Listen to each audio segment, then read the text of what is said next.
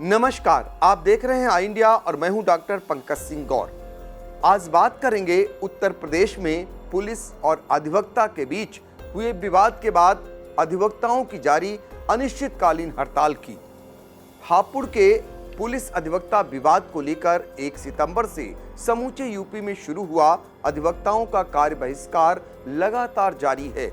हालांकि इस बीच high court के मुख्य न्यायाधीश ने मामले का स्वतः संज्ञान लेकर विवाद खत्म कराने का प्रयास किया। दूसरी तरफ शासन स्तर से भी एसआईटी गठन और हापुड़ के सीओ सिटी तथा नगर कोतवाल सहित कुल 141 पुलिस कर्मियों पर केस दर्ज करने जैसे कदम उठाकर विवाद सुलझाने की कोशिश की गई, लेकिन अब तक बात नहीं बन सकी है। शुक्रवार को हुई यूपी बार काउंसिल की बैठक में कोई नतीजा न निकलने के बाद शनिवार की सुबह भी एक बैठक की गई, वह भी बेनतीजा रही। लिहाजा यूपी की अदालतों में न्यायिक कार्य एक समान थमा हुआ है।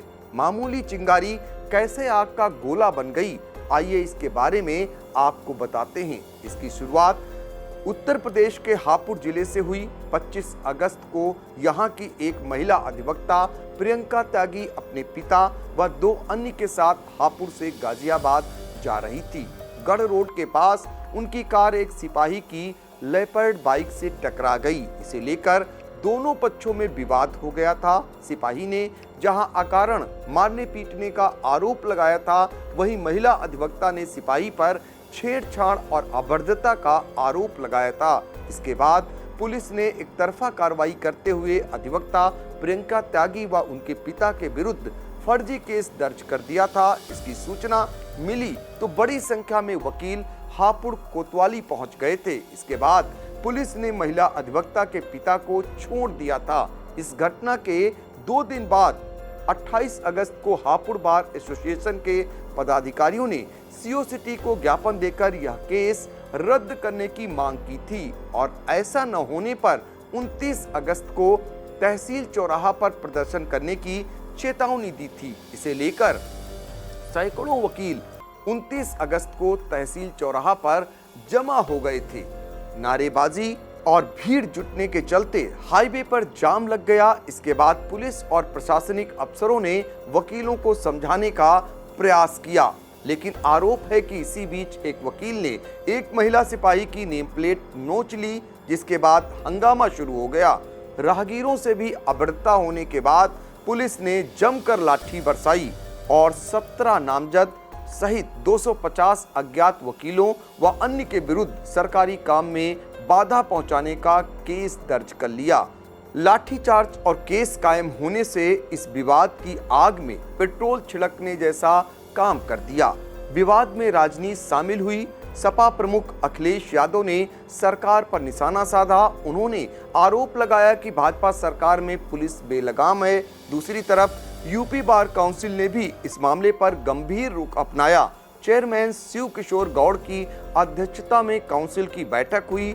उसके बाद पहले 1 दिन और फिर 3 दिन यानी 6 सितंबर तक पूरे यूपी में अधिवक्ताओं के कार्य बहिष्कार का निर्णय लिया गया। इसके तहत यूपी के जिलों में बार एसोसिएशन द्वारा कहीं धरना प्रदर्शन और कहीं सीएम योगी से लेकर डीजीपी और प्रमुख सचिव गृह के पुतले तक जलाए गए और शासन प्रशासन विरोधी नारे लगाए गए। अधिवक्ताओं की मांग है कि हापुड़ के डीएम और एसपी के विरुद्ध केस दर्ज कर कड़ी कार्रवाई की जाए और लाठीचार्ज के दोषी पुलिस कर्मियों पर भी सख्त कार्रवाई हो। उधर शासन स्तर से भी विवाद को ठंडा करने की कोशिशों के तहत पहले 4 सितंबर को जांच के लिए मेरठ कमिश्नर की अध्यक्षता में एसआईटी का गठन किया गया, जिसमें आईजी मेरठ और डीआईजी मुरादाबाद को रखा गया।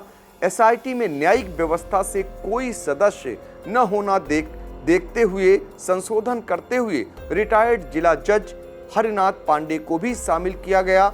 इस पर भी वकील अपनी मांगों को लेकर अड़े रहे तो 6 सितंबर को हापुड़ के सीओ सिटी और नगर कोतवाल सहित कुल 141 ज्ञात अज्ञात पुलिस कर्मियों के विरुद्ध केस दर्ज कर लिया गया। इसके बाद भी बात नहीं बन सकी। दूसरी तरफ इलाहाबाद हाई कोर्ट ने भी मामले में दखल दिया। 4 सितंबर को मुख्य न्यायाधीश पीतंकर दिवाकर ने इसका स्वतः संज्ञान लेते हुए न्यायमूर्ति MC त्रिपाठी के साथ सुनवाई की। इसके बाद न्यायपीठ ने SIT रिपोर्ट आने तक किसी पक्ष पर कोई कार्रवाई नहीं करने का आदेश दिया था और वकीलों से भी कहा था कि मंगलवार यानी 5 सितंबर से अदालतों में काम होगा, लेकिन वकील दोषी पुलिसकर्मियों पर कार्रवाई की मांग को लेकर अड़े हुए हैं। लिहाजा यूपी में वकीलों का कार्य बहिष्कार लगातार जारी है। वकीलों ने शनिवार 9 सितंबर को आयोजित हो रही राष्ट्रीय लोक अदालत का भी बहिष्कार किया है। अब सबकी नजरें यूपी बार काउंसिल की शनिवार को होने वाली महत्वपूर्ण बैठक पर टिकी हुई है। देखना है कि इस बैठक में क्या नतीजा निकलता है।